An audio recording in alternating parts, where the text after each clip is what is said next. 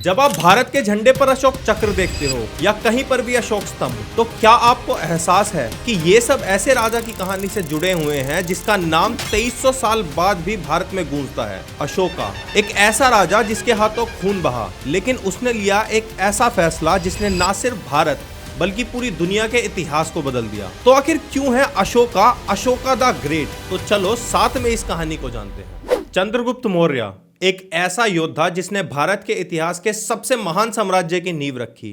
14th century BCE में जब भारत छोटे छोटे राज्यों में बटा हुआ था, तब चंद्रगुप्त मौर्य एक छोटे से गांव से उठे और मगध के सिंहासन तक पहुंचे। लेकिन यह सफर इतना आसान नहीं था, पर उनके साथ थे चाणक्य, एक जीनियस स्ट्रेटेजिस्ट। उनके प्लान्स और चंद्रगुप्त मौर्य की हिम्मत दोनों ने नंदा डायनेस्टी को 321 BCE में हरा दिया और मौर्यन एम्पायर की नींव रखी गई।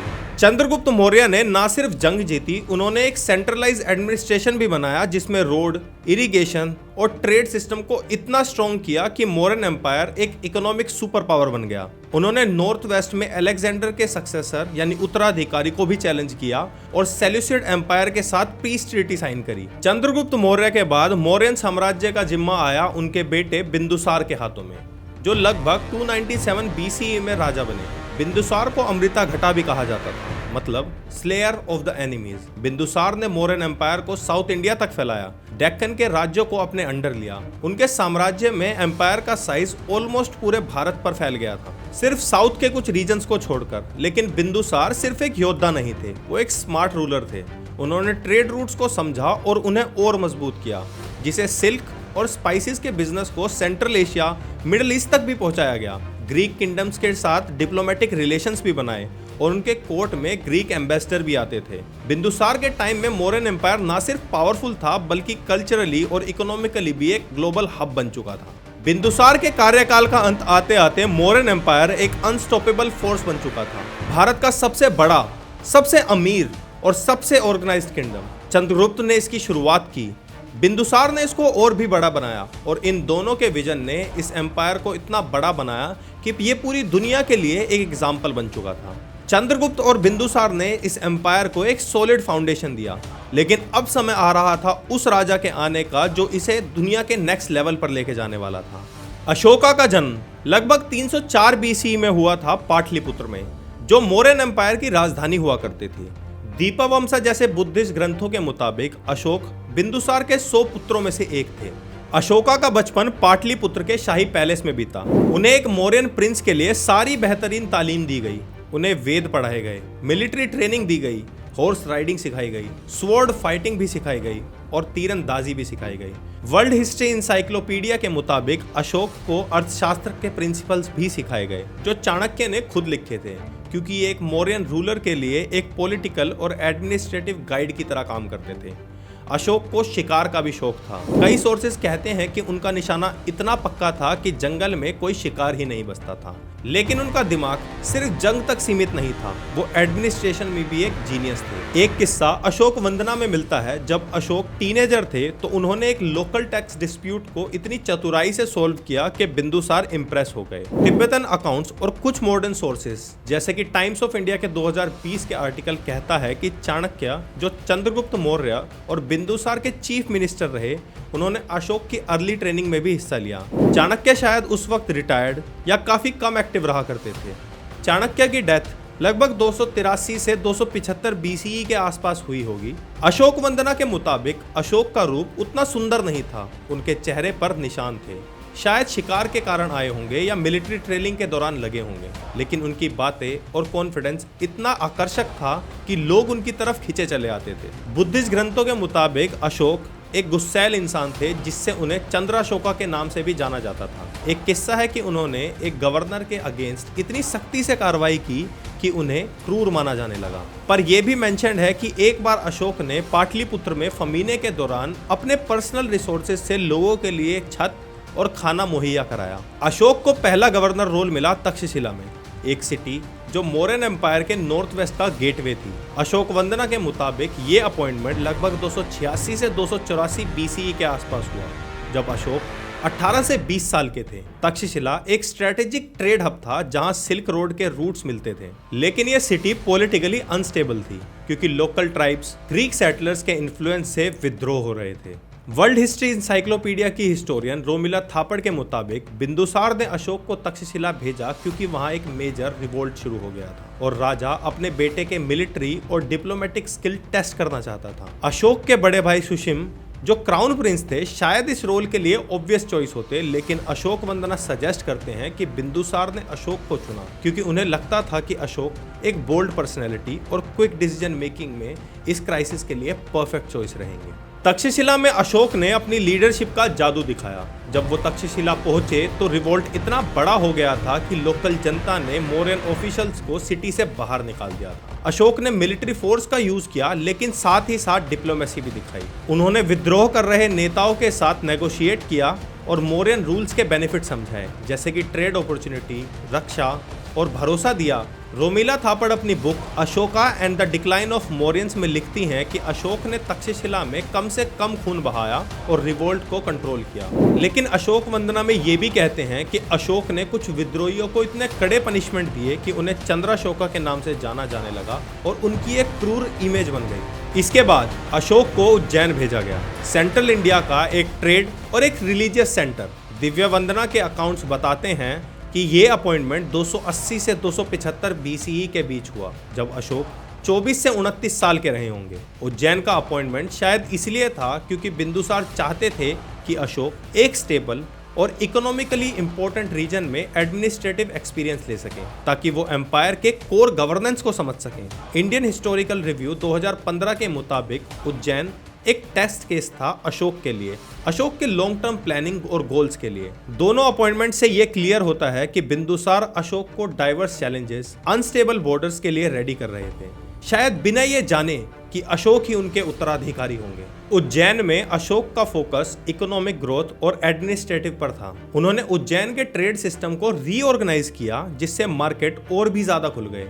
उन्होंने इरिगेशन प्रोजेक्ट भी स्टार्ट किए जो एग्रीकल्चर को बूस्ट करते थे। इंडियन हिस्टोरिकल रिव्यू 2015 के मुताबिक अशोक ने इतने बदलाव किए कि उज्जैन एक आइडियल सिटी बन गया जहां लोग उन्हें एक धर्मनिरपेक्ष पर एक स्ट्रिक्ट राजा के रूप में जानने लगे। अशोक के तरीके कभी कभी सख्त थे।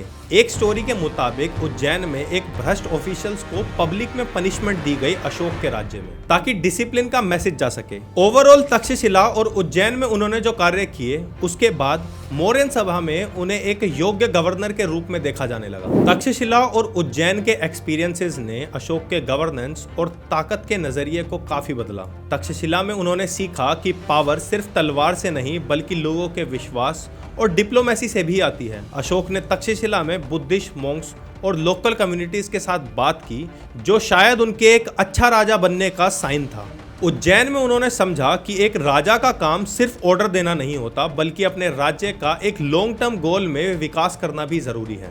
वर्ल्ड हिस्ट्री इंसाइक्लोपीडिया के मुताबिक उज्जैन की डाइवर्स पॉपुलेशन जैसे कि फार्मर्स, व्यापारी और रिलीजियस ग्रुप्स ने अशोक को एक रूलर के रूप में इंक्लूसिवली इंपॉर्टेंस सिखाई। लेकिन इन सब के साथ ही साथ अशोक ने पावर की नेगेटिव साइड भी देखी।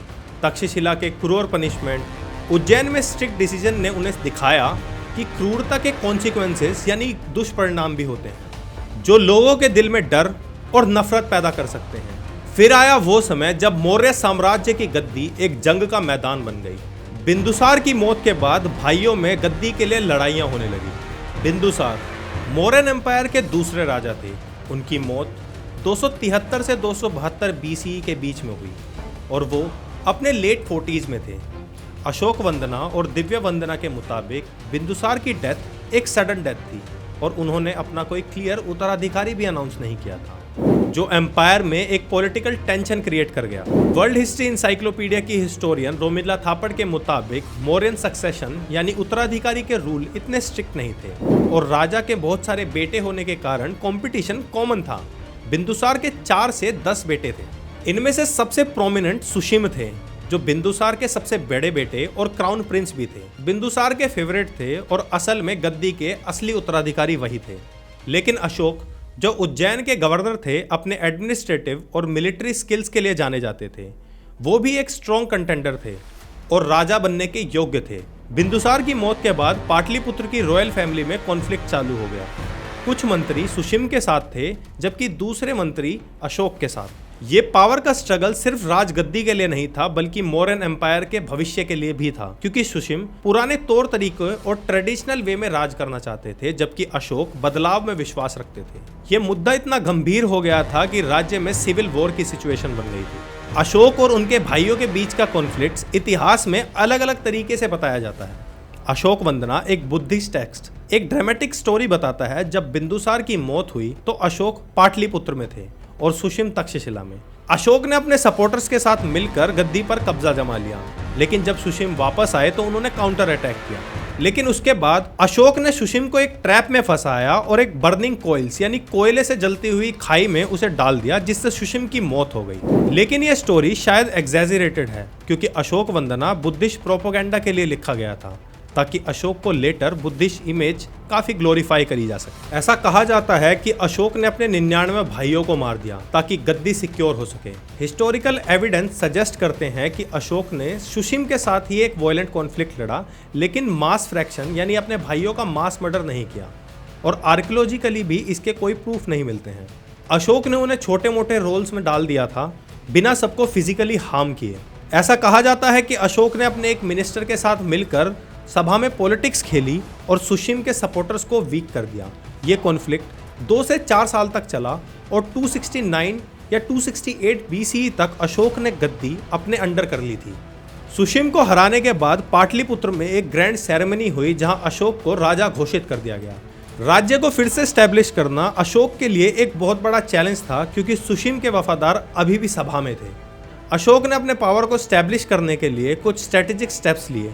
पहले उन्होंने अपने की सपोर्टर्स जैसे कि मिनिस्टर राधागुप्त को हाई पोजीशन पर डाला, जो उनके ट्रस्ट के एडवाइजर बने। अशोक ने सुशिम के कुछ सपोर्टर्स को अपीज किया और उन्हें गवर्नेंस और एडमिनिस्ट्रेटिव रोल्स दिए। अशोक ने मौर्यन ब्यूरोक्रेसी को भी रीऑर्गेनाइज किया, लॉयल ऑफिसर्स को प्रमोट किया और एम्पायर की मेजर सिटीज जैसे कि तक्षशिला और उज्जैन में अपने ट्रस्टेड एलाइज को अपॉइंट किया। ये एक नोटेबल डिसीजन था और उनका फोकस इंटेलिजेंस नेटवर्क पर था। अशोक वंदना सजेस्ट करता है कि अशोक ने अपने जासूसों का एक सिस्टम बनाया ताकि पोटेंशियल विद्रोहियों को रोका जा सके। हिस्टोरियंस कहते हैं कि अशोक के अर्ली कार्यकाल में उनकी चंद्राशोका वाली इमेज काफ़ी स्ट्रॉन्ग थी। तक्षशिला और उज्जैन में लिए गए उनके कड़े डिसीजंस ने उनकी इमेज ये बरकरार रखी थी। उन्होंने ट्रेड रूट्स और इंफ्रास्ट्रक्चर प्रोजेक्ट्स को कंटिन्यू किया, जो बिंदुसार के टाइम में शुरू हुए थे, ताकि इकोनॉमिक स्टेबिलिटी से पब्लिक को सपोर्ट मिले। इन एफर्ट्स ने अशोक की अथॉरिटी को एक सॉलिड फाउंडेशन दिया और उसे एक एम्परर के रूप में एस्टैब्लिश किया, जो एम्पायर को एक नई दिशा देने के लिए तैयार था। अशोक ने अपने दादा चंद्रगुप्त मौर्य और अपने पिता बिंदुसार के राज्य को विस्तार करने की पॉलिसी को कंटिन्यू रखा, जिसका मतलब था कि एम्पायर के बॉर्डर को और मजबूत करा जाए और बढ़ाया जाए और विद्रोहियों को कंट्रोल में रखा जा सके। अशोक के राजा बनने के शुरुआती दिनों तक मौर्यन एम्पायर ऑलरेडी अफगानिस्तान से लेकर बांग्लादेश तक फैला हुआ था, लेकिन कुछ एरियाज जैसे कि कलिंगा, जो आज के समय का उड़ीसा है, अभी भी पूरी तरह से जुड़ा हुआ नहीं था। अशोक ने अपने पहले 8 सालों में 268 से लेकर 260 BCE तक अपनी मिलिट्री का यूज किया, ताकि इन रीजन्स में मौर्यन रूल्स को एस्टैब्लिश किया जा सके। इस दौरान उन्होंने छोटे छोटे मिलिट्री कैंपेन लॉन्च किए, स्पेशली पूर्व और दक्षिण भारत के बॉर्डर्स तक, ताकि ट्रेड रूट्स और इकोनॉमिक रिसोर्सेज को सिक्योर कर सकें। एक की एग्जाम्पल था उनका फोकस कोस्टल रीजन्स पर था, जहां उन्होंने पोर्ट्स को और मजबूत किया, जो मौर्यन ट्रेड को सेंट्रल एशिया और साउथ ईस्ट एशिया तक बूस्ट करता था। पाटलिपुत्र से चलने वाला यह सिस्टम गवर्नर्स, स्पाइस और एक सोफिस्टिकेटेड ब्यूरोक्रेसी के थ्रू काम करता था। अशोक के टाइम में यह सिस्टम और मजबूत हुआ, जैसे कि उन्होंने अपने लॉयल ऑफिसर्स को अपने मेन शहरों में अपॉइंट करना चालू किया। राज्यों के ट्रेड नेटवर्क्स, सिल्क रोड से लेकर इंडियन ओशन के रूट्स तक, इन्होंने मौर्यन एम्पायर की इकोनॉमी को एक ग्लोबल हब बनाया, जिसमें स्पाइसेस, टेक्सटाइल और प्रीशियस स्टोन्स को एक्सपोर्ट किया जाता था। लेकिन पॉलिटिकल चैलेंजेस भी थे। नॉर्दर्न बॉर्डर पर सेल्यूसिड किंगडम के साथ डिप्लोमेटिक टेंशन थे, जबकि साउदर्न और ईस्टर्न रीजन्स में लोकल रूलर्स और ट्राइब्स ने मौर्यन अथॉरिटीज को चैलेंज कर रखा। अशोक ने इन चैलेंजेस को समझा और मिलिट्री कैंपेन्स और डिप्लोमेसी के साथ इन्हें सॉल्व किया।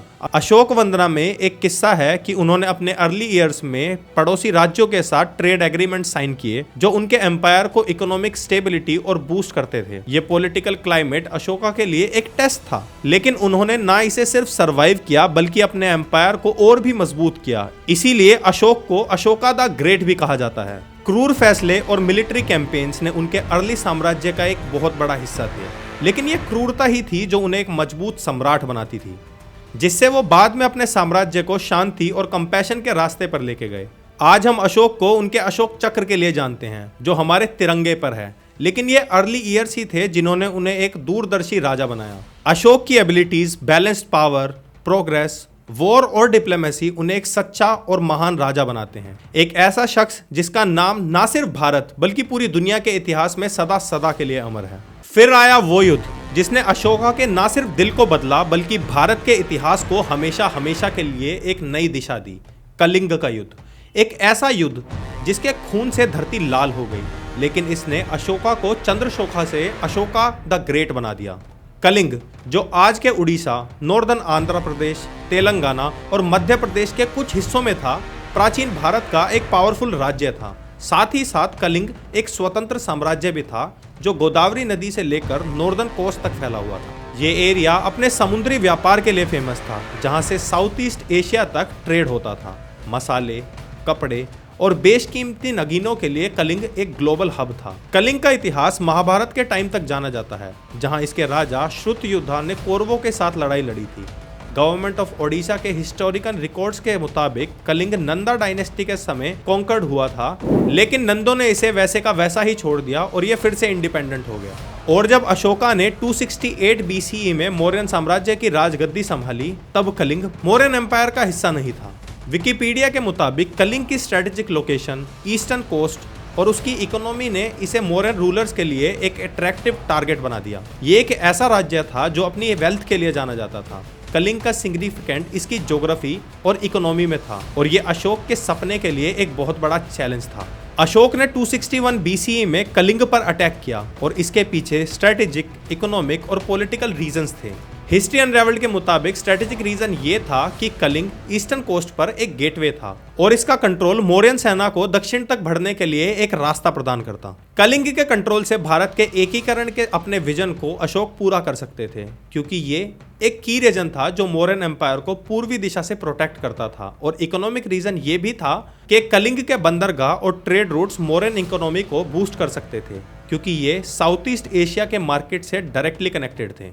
कलिंग के नेचुरल रिसोर्सेज जैसे कि आयरन और टिम्बर मौर्यन इंफ्रास्ट्रक्चर और मिलिट्री के लिए एक वैल्यूएबल और पॉलिटिकल रीजन से सबसे क्रिटिकल थे। कलिंग एक इंडिपेंडेंट पावर था जो मौर्यन अथॉरिटी को चैलेंज करता था।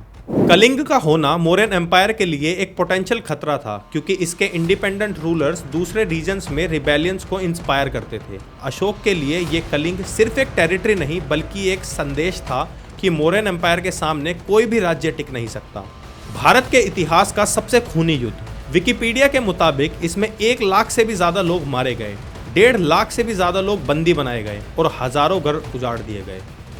जब युद्ध खत्म हुआ तो अशोक अपनी जीत का जश्न मनाने के लिए युद्ध के मैदान पर उतरे, लेकिन उन्होंने देखा तो उनका दिल टूट गया। उन्होंने देखे जलते हुए घर, बिखरी हुई लाशें, रोती बिलखती विधवाएं और अनाथों के चेहरे। कलिंग के युद्ध ने अशोक को अंदर से झंझोड़ कर रख दिया। अशोक के अंदर एक तूफान खड़ा हो गया। ब्राह्मणों और बुद्धिस्ट मोंग की सफरिंग ने उन्हें स्पेशली बदला, क्योंकि ये लोग तो शांति के प्रतीक थे। एक ऐसा राजा जो तक्षशिला, उज्जैन और अपने युद्धों को जीतने के लिए अपनी क्रूरता के लिए जाना जाता था, और वहीं इस युद्ध ने उनके मन को ग्लानि से भर दिया, जिससे उनका बुद्धिस्ट कन्वर्जन का रास्ता खुला। अशोक ने युद्ध और जीत की नीति को छोड़कर अच्छाई और इंसानियत के रास्ते को चुना और सबके साथ इंसाफ से पेश आना अपने जीवन का एक मकसद बना लिया। एक फिलॉसफी जो अहिंसा और यूनिवर्सल भाईचारे पर बेस्ड थी। यही ट्रांसफॉर्मेशन अशोक को अशोका द ग्रेट बनाती है। उन्होंने इसके बाद पब्लिक के लिए बहुत सारे रेवोल्यूशनरी काम किए जो आज भी मॉडर्न गवर्नेंस के लिए एक इंस्पिरेशन है। अशोका ने अपने साम्राज्य में वाइड रोड्स यानी कि चौड़े रोड्स जिनके किनारे छावदार पेड़ और रेस्ट हाउसेस भी बनवाए, ताकि ट्रेडर्स, मंदिर के पुजारी और आम जनता वहां पर आराम कर सकें और सेफ्टी के साथ ट्रैवल कर सकें। ये रोड्स पाटलिपुत्र से तक्षशिला, उज्जैन और कोस्टल पोर्ट्स तक जाती थी। उन्होंने वाटर मैनेजमेंट सिस्टम भी डेवलप किया, बड़े बड़े कैनाल्स बनाए, वेल्स बनाए, कुएं खुदवाए जो सूखे हुए इलाकों को पानी प्रदान करते थे। एक रेवोल्यूशनरी स्टेप ये भी था कि अशोक ने उस समय पर हॉस्पिटल्स भी बनवाए। वर्ल्ड हिस्ट्री इंसाइक्लोपीडिया के मुताबिक अशोक ने फ्री मेडिकल फैसिलिटीज भी चालू करी, जिसमें ना सिर्फ इंसानों बल्कि जानवरों के भी इलाज होते थे। उन्हें अशोका द ग्रेट इसलिए भी कहा जाता है क्योंकि उन्होंने कलिंग के खून से शांति का पाठ सीखा। उनका प्रभाव आज भी भारत में गूंजता है, चाहे वो हमारे देश का तिरंगा हो या सारनाथ का अशोक स्तंभ। ये दोनों हमें याद दिलाते हैं कि अशोक एक ऐसे राजा थे जिन्होंने सत्य, शांति और इंसानियत के रास्ते से दुनिया को रोशन किया। अगर आपको ये वीडियो पसंद आई हो तो इसे लाइक करें, शेयर करें और ऐसे ही भारत के और महान राजाओं के बारे में जानने के लिए हमारे चैनल को सब्सक्राइब करें। मिलते हैं अगले वीडियो में।